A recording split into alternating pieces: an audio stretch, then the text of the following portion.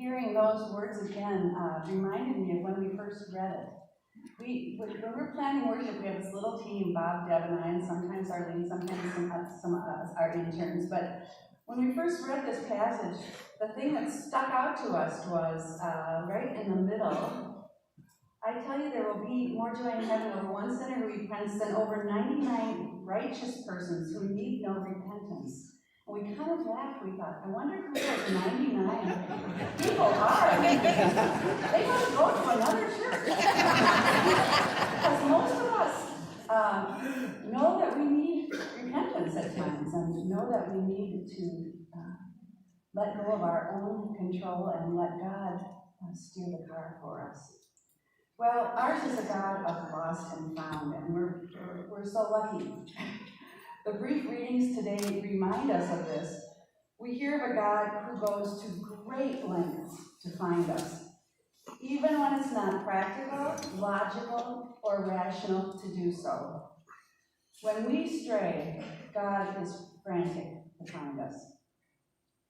Think of a time when you were lost, or perhaps even more terrifying, think of a time when you lost someone in your charge or in your care.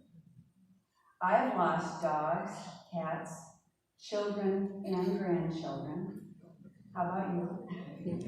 I've lost a lot of inanimate things too, but the living, breathing ones are definitely the worst, especially if they are creatures that we love or that we feel responsible for.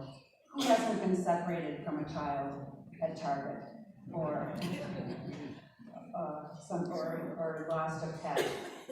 Well, once when my daughter was 4, she and her best friend Tony, she was actually about 3, I think. They were so little. They were playing in the front yard. We were waiting for Tony's dad to come pick her up, and I was sitting out on the step. It was a very warm summer day, and I had my big old typical glass of wine when the phone rang inside. Remember landlines? I ran inside just for that split second to answer it. And as you might guess, by the time I got back outside, there was no sign of the girls anywhere. Right about that time, Tony's dad, who was a good friend of mine, Jerry, pulled up to the curb to pick up his daughter. I ran out to tell him that they were here just a minute ago, but I couldn't find them anywhere. I had lost them. I sent him off in his car to check around the neighborhood to make sure they hadn't walked toward a busy street, and I ran through the front yards and then the backyards of the whole neighborhood. They were nowhere to be found. This went on for 10, 15, 20 minutes. I was a wreck.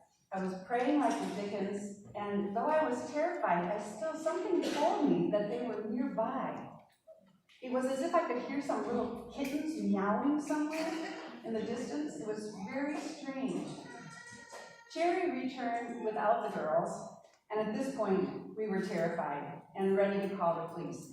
When all of a sudden, what should we see? 2 doors down, but these little girls come out the front door of the house.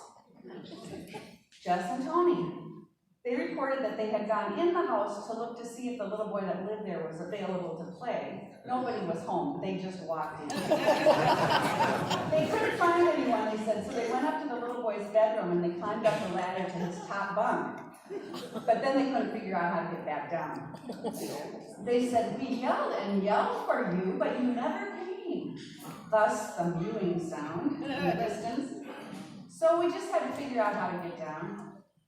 They were kind of proud of themselves. Well, how do you react as a parent to that?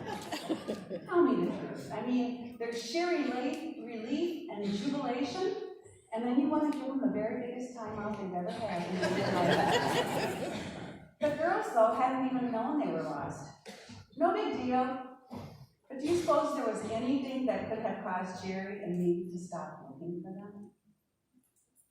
We are told that this is the nature of God, to seek us until we are found. What is the likelihood of Jesus' scenarios that we heard about today? He says, which of you would leave 99 sheep in the wilderness that is still in danger and go seek one that was lost? Or which of you would sweep all night long for a coin worth about a day's labor? When you found it, invite your friends to a party celebrating such a paltry discovery and likely spend at least twice as much entertaining them as you celebrate. At the end of both of these stories are big celebrations where you invite all your friends in. What is striking is not only the unlikeliness of God acting this way, but the forceful reminder that God regularly does act this way in the name of love.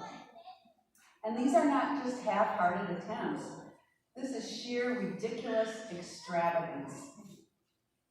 These stories evoke an image of God who not only actively seeks individuals who are lost, but also rejoices when they are found. I love the way we rejoice here when people are found and when people announce landmark times for them, 18 months, 3 days, 1 year. This God is not a tyrant who demands subservience to impossible demands, but rather a God who actively searches for us when we are lost, even when we have no intention of looking for God. We all get lost, whether we know it or not. We might be in the throes of an addiction or a grief that we can hardly bear, or we might just be too busy and lose track of what's most important. We might have lost contact with our higher power in the center of our living.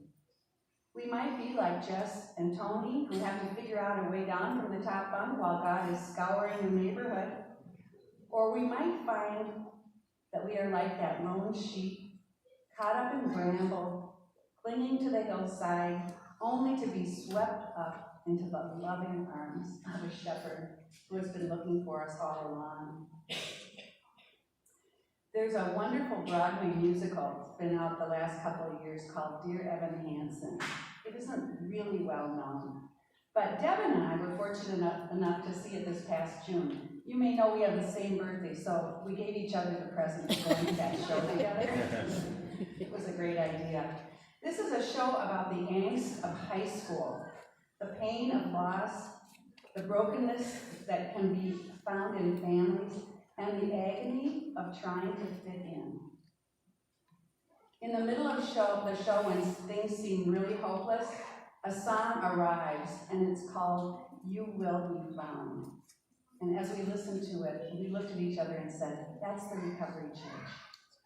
So I want to just share these words with you, and just let them wash over you, knowing that you have a God that is looking for you and seeking you in love, and ready to wrap you up in those loving arms.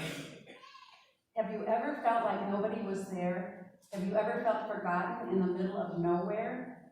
Have you ever felt like you could disappear? Like you could fall and no one would hear?